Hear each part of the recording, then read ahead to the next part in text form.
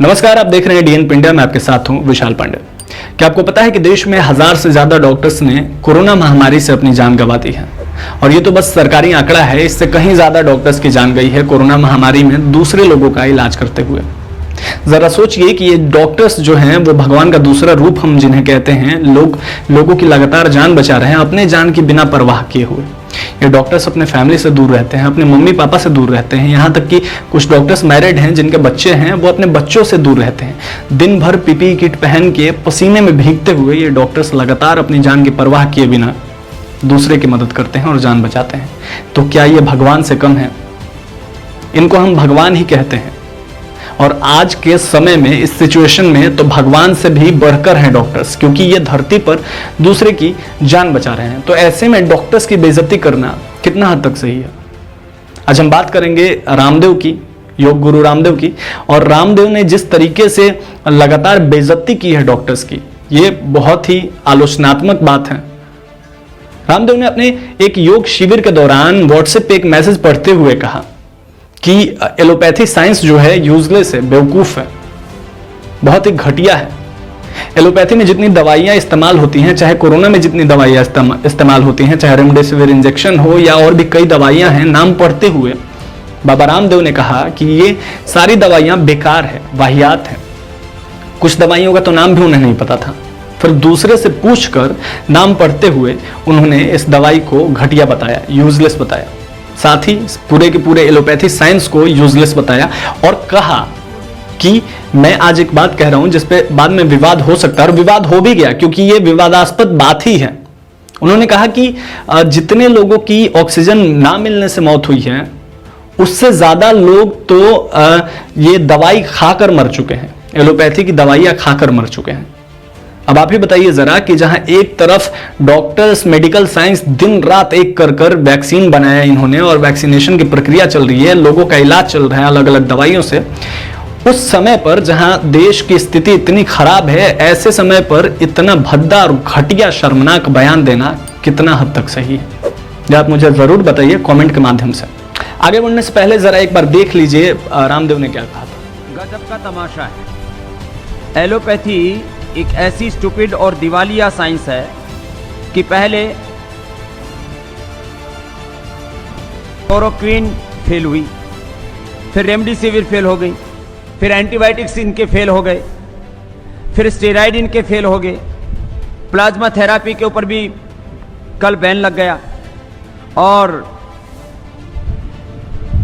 इवरमाक्टिन भी फेल हो गया, और जो है अभी एक बुखार के लिए क्या दे रहे हैं वो फेवी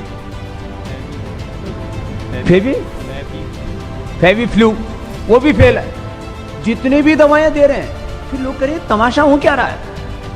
बुखार की दवाई उनकी कोई कोरोना के ऊपर काम नहीं कर रही, क्योंकि आप बॉडी का टेम्परेचर उतार देते हैं। टेम्परेचर जिस कारण से आ रहा है, उस वायरस को, उस इन्फ्लेमेशन को, उस बैक्टीरिया को, उस जो है अलग उस फंगस को, जो भी अलग अलग प्रकार के इन्फेक्शन से जिस कारण से बुखार हो रहा हो, उसका निवारण तुम्हारे पास में है नहीं, तो कैसे ठीक करोगे?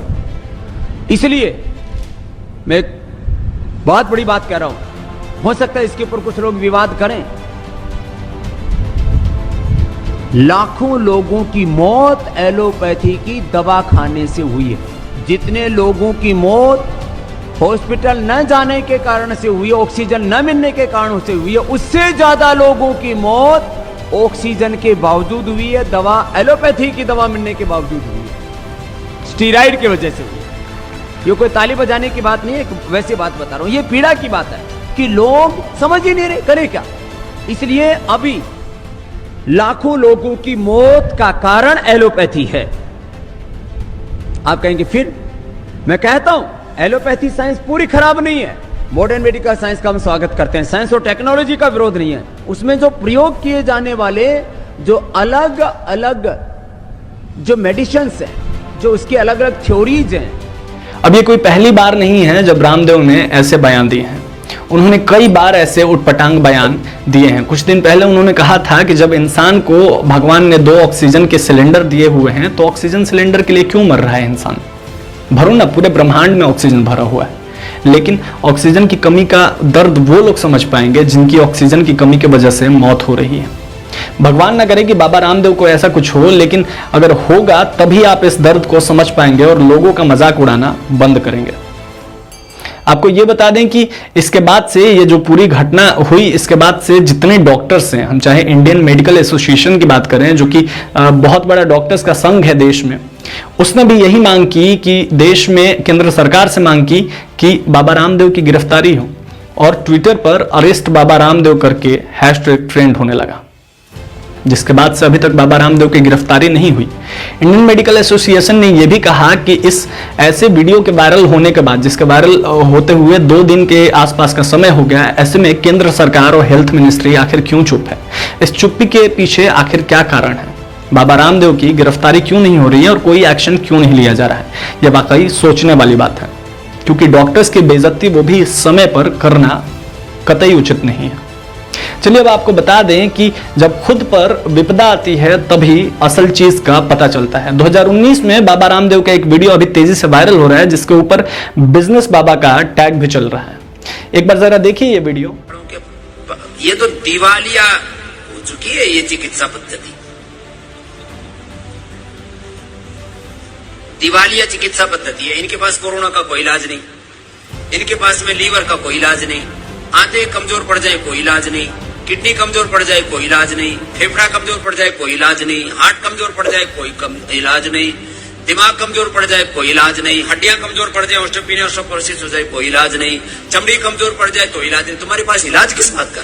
आचार्य जी को चक्कर आने लगे, थोड़ा बीपी डाउन हुआ और उसके बाद में अनकॉन्शियस हो गए थे, और फिर हमने इमीडिएटली जो है उनको मूव किया, और पहले भूमानंद हॉस्पिटल में तो कुछ उल्टी और बाकी कुछ यूरिन पास होने से जो है कुछ थोड़ा ठीक हुआ।